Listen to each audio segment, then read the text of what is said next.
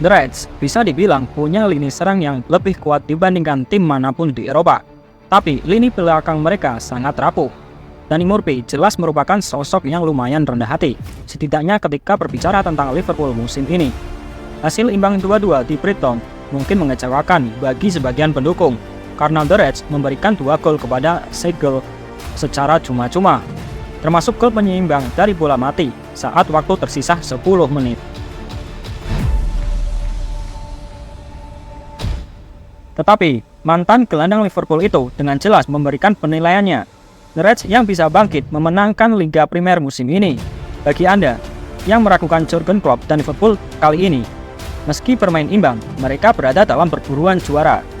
Babak kedua, mereka seharusnya memenangkan pertandingan. Ada banyak hal positif. Pertama, para gelandang datang mulai bekerja, seperti McAllister dan Szoboszlai. Para pemain depan bagus dan kompetitif di lapangan. Artinya, semua orang berusaha untuk mempertahankan posisi mereka di tim, ucap Murphy kepada media. Musim ini jelas dimulai jauh lebih baik dari musim lalu. 8 pekan memasuki Liga Primer musim 2022-2023, The Reds hanya memenangkan 2 pertandingan dan duduk ke-9 di tabel dengan hanya 10 poin. Setahun kemudian, mereka duduk di urutan keempat, hanya 3 poin di belakang pemuncak klasemen sementara, Tottenham Hotspur. Dan mereka telah menghadapi tim-tim seperti Spurs, Chelsea, Newcastle, dan Brighton. Mereka, bahkan Gary Neville pun mengakui bahwa The Reds jauh lebih baik dari perkiraan banyak orang.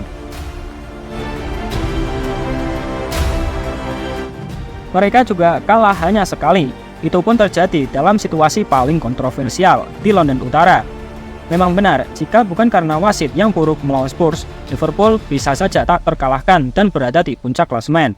Meski begitu, kita tidak bisa menghindari kenyataan bahwa Klopp rela menerima perolehan 17 poin dari serangkaian pertandingan yang sulit. Cuma 1 clean sheet dalam 8 laga. Tetapi, keraguan yang menyelimuti Liverpool tidak serta-merta hilang. Sangat terlihat jelas bahwa dari semua pekerjaan yang bagus yang dilakukan selama bursa musim panas, Klopp masih belum menyelesaikan masalah pertahanan yang menyebabkan The Reds finish di posisi 5 musim lalu. Mungkin karena dia tidak mendapatkan bek tengah dan gelandang bertahan yang sangat dia inginkan. The Reds kebobolan rata-rata 1,24 gol per pertandingan pada musim lalu. Angka musim ini tidak jauh lebih rendah, yaitu 1,13. Dan betapa rapuhnya pertahanan Liverpool dipertegas dengan mereka baru mencatatkan 1 clean sheet sejauh ini, ketika meraih kemenangan 3-0 atas Aston Villa, yang terlihat sangat kompetitif meski skornya cukup telak. Memang benar, salah satu hal yang menonjol dalam permainan Liverpool sejauh ini adalah betapa ketatnya dan serunya pertandingan mereka. Banyak dari pertandingan mereka yang sebenarnya bisa berjalan lebih baik, dan hasil imbang di Brighton menjadi contoh yang sempurna. Tapi jangan lupa, mereka juga 2 kali berhasil memenangkan pertandingan dengan 10 pemain, terutama di kandang Newcastle, yang berulang kali harus bangkit dari ketertinggalan untuk meraih poin. Liverpool kebobolan lebih dahulu dalam 5 dari 8 pertandingan Liga sejauh ini. Dalam hal ini, Klopp dan para pemain pantas mendapatkan pujian yang besar atas perubahan taktis dalam pertandingan dan semangat juang mereka yang mengagumkan. Jika musim lalu Liverpool tampak kalah dan tertinggal, musim ini mereka tampil yakin sepenuhnya akan kemampuan mereka mengembalikan keadaan. Serangan ampuh, pertahanan rapuh, dan itu bisa dijelaskan.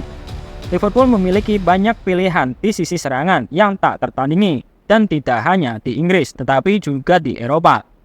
Setiap kali timnya kesulitan, Klopp biasanya memiliki 2 pemain di antara Diogo Jota, Darwin Núñez, Luis Diaz, dan Cody Gakpo yang menunggu untuk masuk.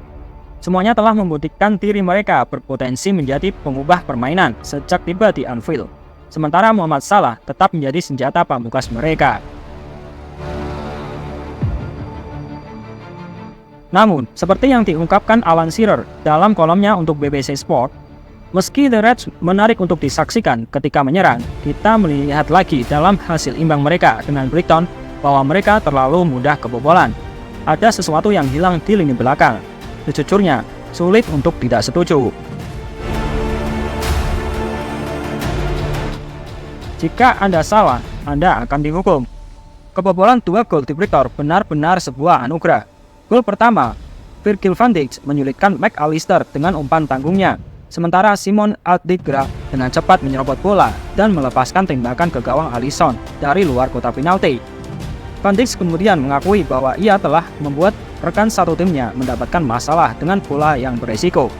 Namun berpendapat bahwa kesalahan seperti itu bisa terjadi ketika Anda bermain dari belakang. Jika Anda melakukan sesuatu kesalahan, Anda akan dihukum, ucap bek asal Belanda itu dalam wawancara dengan Sky Sport. Dan tidak ada yang bisa membantah klaim itu.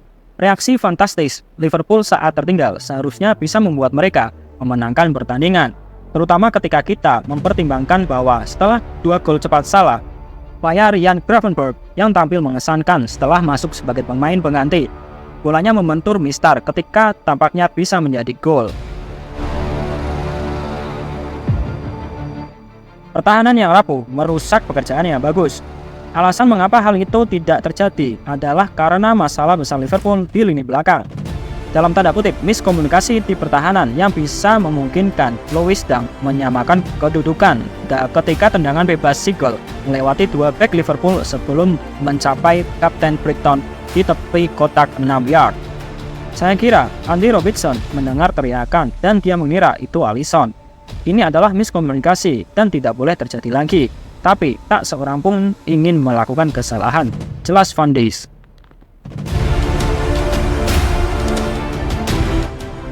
Masalahnya adalah Liverpool membuat banyak kesalahan di lini pertahanan, sehingga merusak kerja bagus mereka, seperti yang terlihat dari gol bunuh diri Joel Matip di masa tambahan waktu saat melawan Tottenham.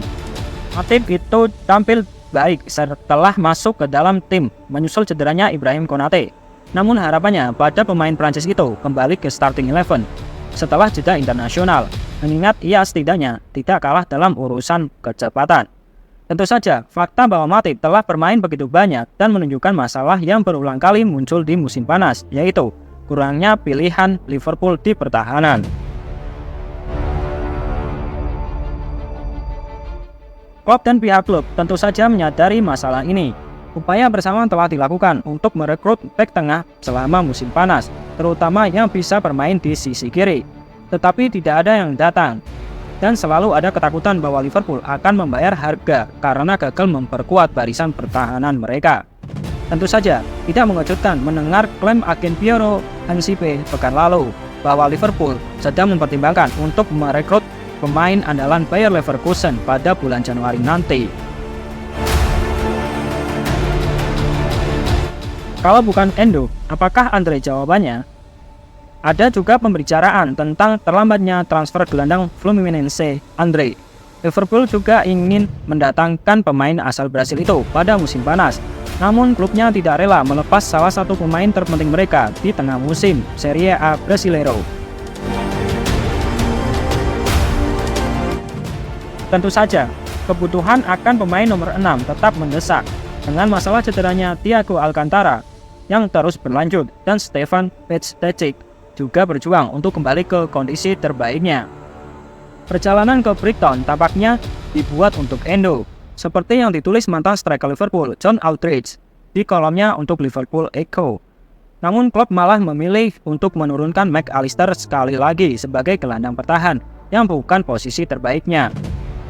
Mengingat Harvey Elliott yang merupakan tipikal gelandang serang secara mengejutkan menjadi starter di Ajax.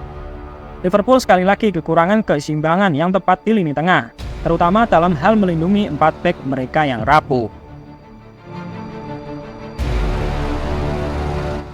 Memang benar, bukan suatu kebetulan jika Liverpool melakukan banyak pelanggaran musim ini, total 99 pelanggaran, paling banyak keempat di Liga Primer. Begitu pula dengan keputusasaan mereka dalam menguasai permainan dan mematikan serangan balik. Tetapi pada kenyataannya, semua agresi yang salah sasaran itu justru memberikan tekanan pada pertahanan mereka. Kami memberikan terlalu banyak bola mati, sulit untuk mempertahankan semuanya. Kami mempertahankan semuanya, tapi satu saja sudah cukup, ungkap Klopp.